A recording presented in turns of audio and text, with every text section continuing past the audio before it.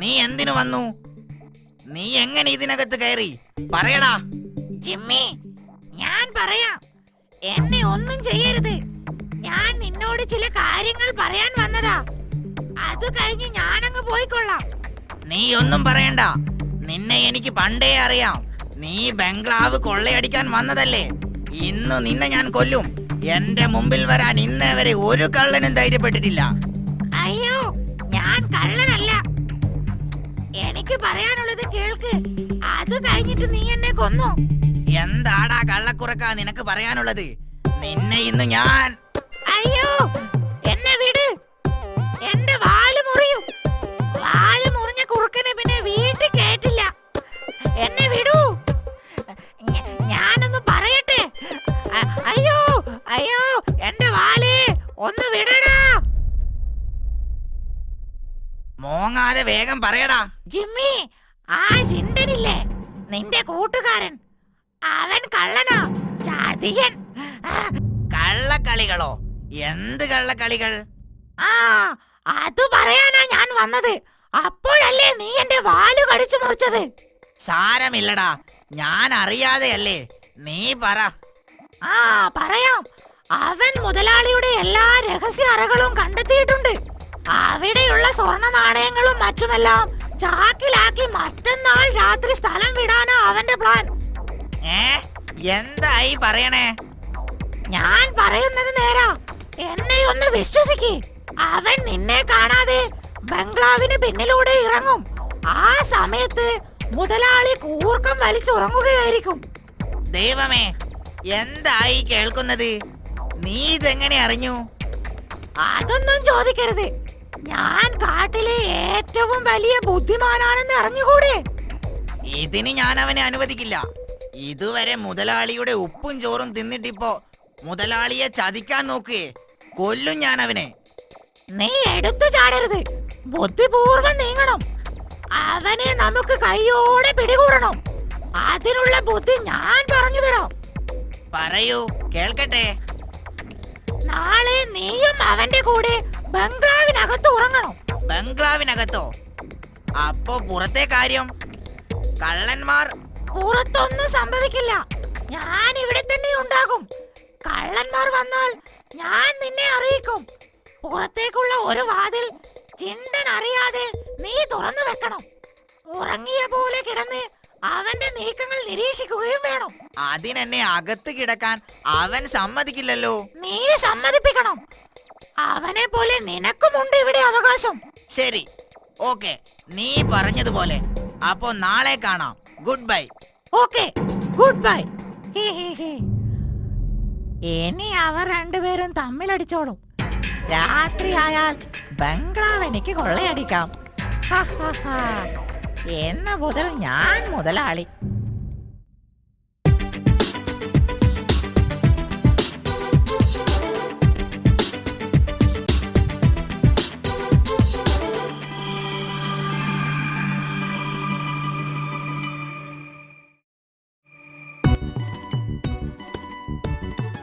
ഇന്ന് ഞാനും ബംഗ്ലാവിനകത്താ കിടക്കുന്നത്.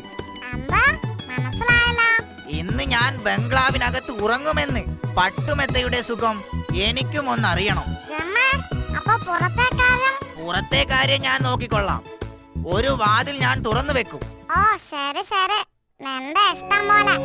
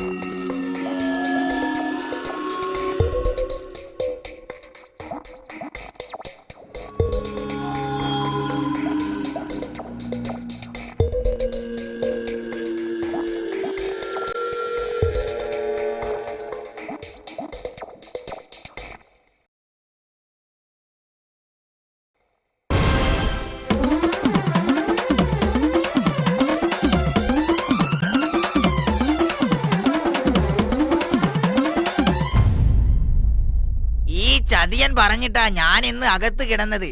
നീ എന്നോട് ക്ഷമിക്കണം. നിങ്ങൾ രണ്ടുപേരും എന്റെ വിശ്വസ്ത സേവകരാണ്.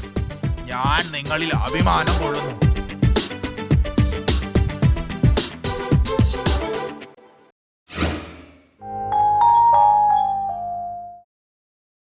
കൂട്ടുകാരെ, കള്ളന്മാരെ സൂക്ഷിക്കണേ. എന്തെല്ലാം വിദ്യകളാണ് അവർ പ്രയോഗിക്കുന്നത്.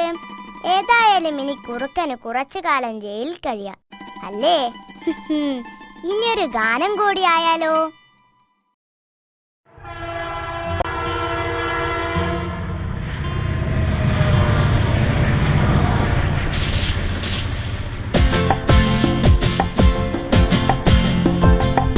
വണ്ടി വണ്ടി നില്ലട വണ്ടി നിന്നെ ഞാനൊന്ന് തൊട്ടോട്ടെ. വണ്ടി വണ്ടി നില്ലട വണ്ടി നിന്നെ ഞാനൊന്ന് തൊട്ടോട്ടെ. തലേതാണ് വാലേതാണ് ഞാനൊന്ന് തപ്പിയെടുത്തോട്ടെ. തലേതാണ് വാലേതാണ് ഞാനൊന്ന് തപ്പിയെടുത്തോട്ടെ. വണ്ടി വണ്ടി നില്ലട വണ്ടി നിന്നെ ഞാനൊന്ന് തൊട്ടോട്ടെ.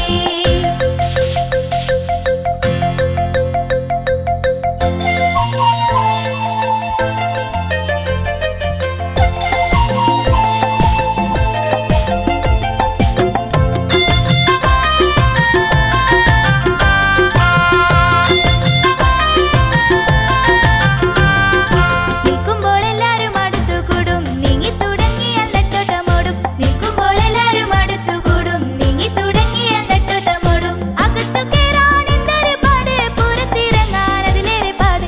അകത്തു കേറാൻ എന്തൊരു പാട്, പുറത്തിറങ്ങാൻ അതിലേറെ പാട്. വണ്ടി വണ്ടി വണ്ടി വണ്ടി നില്ലട വണ്ടി നിന്നെ ഞാനൊന്ന് തൊട്ടോട്ടെ. വണ്ടി വണ്ടി നില്ലട വണ്ടി നിന്നെ ഞാനൊന്ന് തൊട്ടോട്ടെ.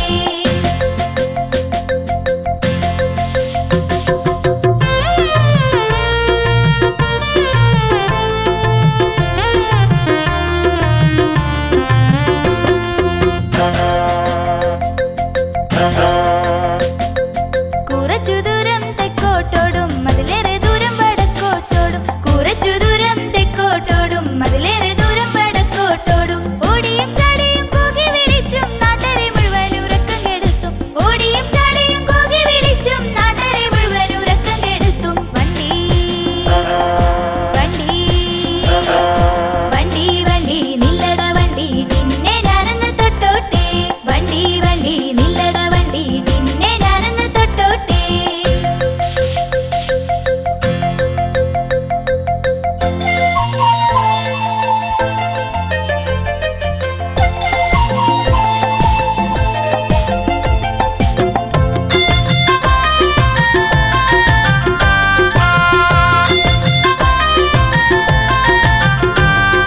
കാടുമലയും താണ്ടി പോകും പാറയും കുന്നും തുരന്നു പോകും. കാടുമലയും താണ്ടി പോകും പാറയും കുന്നും തുരന്നു പോകും. കിതച്ചു നിന്നും വെള്ളം മോന്തിയും കൂട്ടിക്കെട്ടി വലിക്കും വണ്ടി. കിതച്ചു നിന്നും വെള്ളം മോന്തിയും കൂട്ടിക്കെട്ടി വലിക്കും വണ്ടി. വണ്ടി വണ്ടി വണ്ടി വണ്ടി നില്ലട വണ്ടി നിന്നെ ഞാനൊന്ന് തൊട്ടോട്ടെ. വണ്ടി വണ്ടി നില്ലട വണ്ടി നിന്നെ ഞാനൊന്ന് തൊട്ടോട്ടെ. തലേതാണ് വാലേതാണ് ഞാനൊന്ന് തപ്പിയെടുത്തോട്ടെ. തലേതാണ് വാലേതാണ് ഞാനൊന്ന് തപ്പിയെടുത്തോട്ടെ. വണ്ടി വണ്ടി നില്ലട വണ്ടി നിന്നെ ഞാനൊന്ന് തൊട്ടോട്ടെ.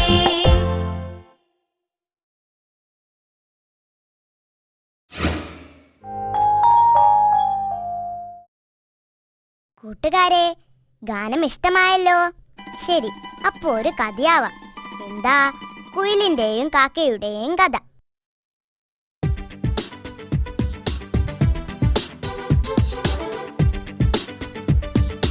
കുയിൽ പെണ്ണേ, നിനക്ക് ആരാ പാട്ട് പഠിപ്പിച്ചു തന്നത്? എന്ത് ഭംഗിയാ നിന്റെ പാട്ട് കേൾക്കാൻ. അയ്യേ, ഞങ്ങൾക്കാരും പഠിപ്പിച്ചു തന്നതല്ല. ഞങ്ങൾ ജന്മനാ പാട്ടുകാരാ. മാത്രമല്ല സുന്ദരികളുമാണ്. നിന്നെ പോലെ കറമ്പുകളായി ഞങ്ങൾ ജനിക്കാറില്ല.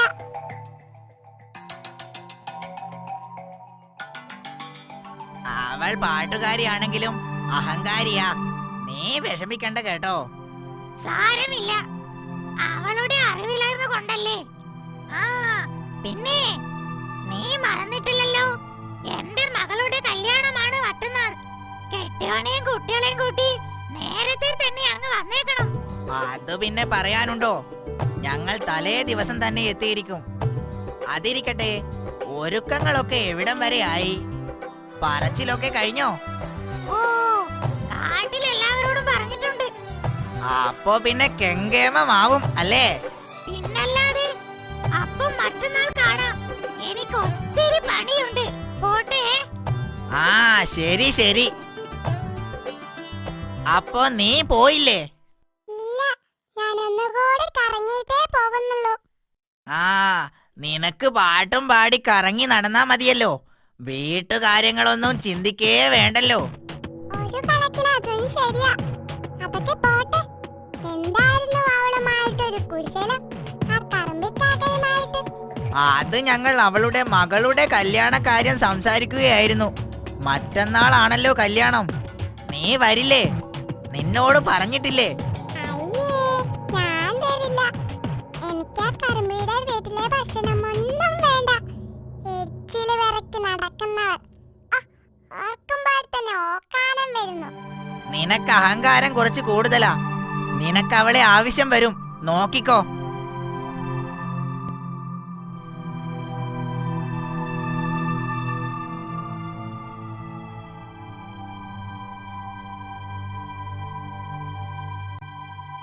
എന്താ കുയിൽപ്പെണ്ണെ നീ കരഞ്ഞിരിക്കുന്നത്? ഇന്നെന്താ പാട്ടൊന്നുമില്ലേ? വെറുതെ ഒന്നുമല്ല, നിനക്കെന്തോ സങ്കടമുണ്ട്. നിന്നെ ഞാൻ സഹായിക്കാം. നീ കാര്യം പറയൂ. പറഞ്ഞോളൂ. എനിക്ക് മുട്ടയിടാൻ കാലമായി. അതിനെനിക്കൊരു കൂടില്ല. എനിക്ക് അടയിരിക്കാനും മുട്ട വിരിയിക്കാനും ഒന്നും അറിയില്ല. ജന്മനാ ഞങ്ങളത് അറിയാത്തവരാ. ഓ, അതാണോ കാര്യം? എന്നിട്ട് നീ ആരോടെങ്കിലും കൂടെ അന്വേഷിച്ചോ? അന്വേഷിച്ചു. തത്തയോടും മൈനയോടും മരക്കൊത്തിയോടും ഒക്കെ അന്വേഷിച്ചു. ആരും തന്നില്ല. നീ കരയാതെ പെണ്ണേ, ഞാൻ നിന്നെ സഹായിക്കാം. നീ സമയമാകുമ്പോൾ എന്റെ കൂട്ടിൽ വന്ന് മുട്ടയിട്ടോ. മുട്ടകൾക്ക് ഒരു കേടും പറ്റാതെ ഞാൻ നോക്കിക്കൊള്ളാം. അടയിരുന്ന് വിരിയുകയും ചെയ്യാം. എന്താ പോരെ? മതി മതി, എനിക്ക് സന്തോഷമായി. ഇനി ഞാൻ പോട്ടെ കാക്കപ്പെണ്ണേ. ഓ ശരി ശരി. ആ, പിന്നെ ഒരു കാര്യം, നിനക്ക് എന്റെ വീട് പരിചയം കാണില്ല. കാരണം നീ കല്യാണത്തിനൊന്നും വന്നിട്ടില്ലല്ലോ. ആ കാണുന്ന കുന്നിൻ ചെരുവിലെ വലിയ പ്ലാവിലാണ് എന്റെ കൂട്.